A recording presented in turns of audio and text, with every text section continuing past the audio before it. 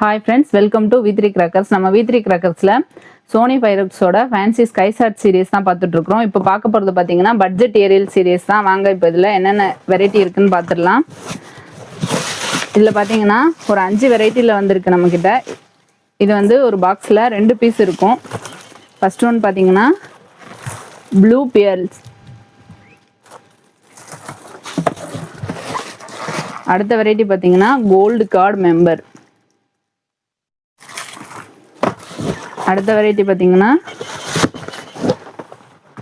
Orange. அடுத்த variety பாத்தீங்கன்னா Narnia. அப்புறம் லாஸ்ட் ஒன் பாத்தீங்கன்னா கிளிட்டர் ஃபிளிட்டர். கிளிட்டர்